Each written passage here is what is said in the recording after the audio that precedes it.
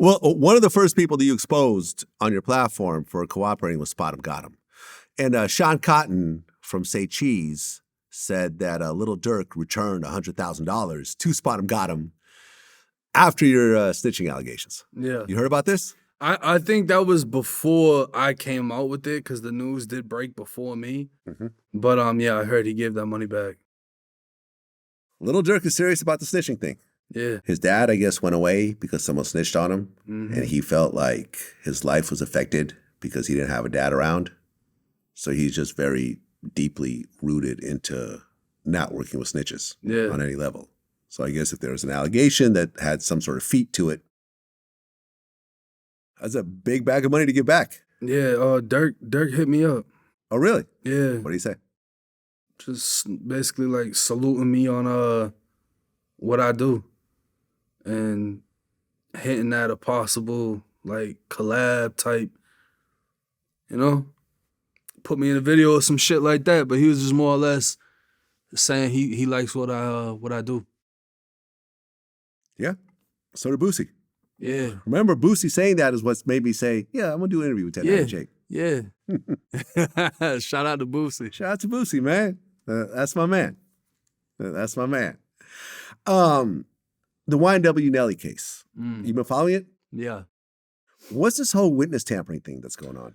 All right, so this is fucked. YNW Melly has allegedly been communicating with other inmates, having them send messages back and forth. Okay. So there's an alleged blood in the Broward County Jail who claims to be a high-ranking blood. He just did 15 years, got out for like a year or two, and then apparently murdered somebody. Melly has been passing along messages or kites to him. They searched this guy's cell and found the phone numbers of Melly's manager, Melly's co-defendant, Bortland, and Melly's girlfriend or ex-girlfriend. So this guy was making calls to all of these people, giving messages allegedly from Melly. They have the transcripts of him speaking with Bortland, passing along the message, more or less telling Bortland to tell the girlfriend not to come to court, do what she's been doing. And Bortland's like, yo, I don't even want to talk about this. Like, I don't want to hear this. And he's like, no, let me finish. He said this, he said that, and tell her I'm going to eat her pussy like ice cream when I get home. And this is on a jail phone? This is on a jail phone. So that blood actually got hit with witness tampering for doing this shit. Okay. But Bortland got hit with witness Melly, tampering as well. Bortland, and the other guy that's in prison. They're facing a possible, I don't think they could do death for this, but it's a capital offense.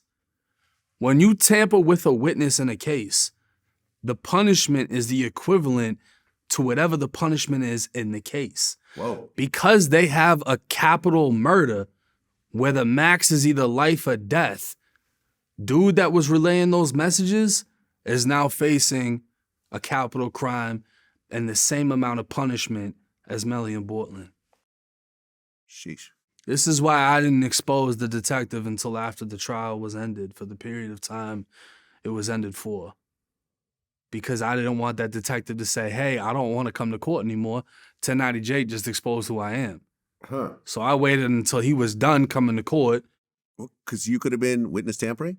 I don't know. You don't know. I mean, if I fucking exposed them and this dude's coming to court with a mask and shit, and then he's like, I don't want to come to court anymore because of Jake. Right. I don't know if that could have been a potential thing. Right. So I waited until all that shit was over with, and then it came out. Right. That wasn't me going to court with a mask, right? No.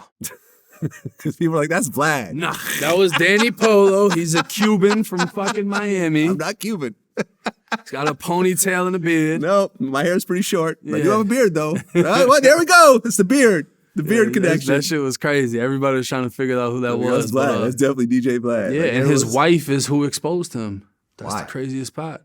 Because she's the one that had his pictures. Uh-huh. So her phone number was publicly available because she's a real estate agent. All you got to do is Google Danny Polo's name and his information pops up. His wife pops up. His address pops up. Wow. So I don't know how he's hiding his identity. And then with his wife's info, her phone number, she's a real estate agent in Miami, you put that in on Cash App and her picture with him and the baby pops up. Sheesh. And then you type in the number on Gmail and then another picture pops up. And then you go on his family's fucking Facebook and there's more pictures. Yeah. So they really can't blame me. Your whole family exposed you. Yeah. You know? That's crazy. I mean, because at this point, there is a retrial. Yeah. I mean, the first trial ended in a hung jury. And now this retrial. Was there something about the prosecutor stepping down or something? I heard she got removed. Huh. Yeah. I heard There she should got be another removed. prosecutor, though. They're going to have to do another one, yeah. And the crazy thing about the witness tampering, it was actually Danny Polo who discovered it. Because there was another rapper named J Hulk who got indicted on RICO charges. And they found out J Hulk was communicating with someone on Melly's behalf. And that's what caused them to more or less request a whole bunch of phone calls for like a 12-month period. And they started to figure out who Melly was communicating with. Then they got the fucking video cameras from inside of the jail of kites getting passed from Melly's cell to the orderly outside the cell into another cell unit. They got the video of all this shit. It's ugly. I mean, look, I understand from Melly's point of view, like, look, you're facing is a death sentence still on the table? If they can prove he's a gang member, but they haven't yet. But I think it is on the table. Okay, so you have a possible death sentence in the worst case, but in a, if that doesn't happen, it's still a life sentence or a football number type of sentence. Why would someone who knows that go on a jail phone and start to talk to witnesses? Like, knowing that it's recorded. Well, knowing 100%. Apparently they tried to use Rihanna as a nickname. And they thought that was fucking, I don't know. I mean, bro, they fucking went in Bortland's house and apparently found a piece of paper describing the jurors. Yeah. Even though Bortland had never been in the courtroom with them present. Yeah, I don't know why the fuck they would do something like that. There was transcripts that Bortland was talking to this alleged blood member, saying that other blood members on the street were questioning YNW Melly's cooperation.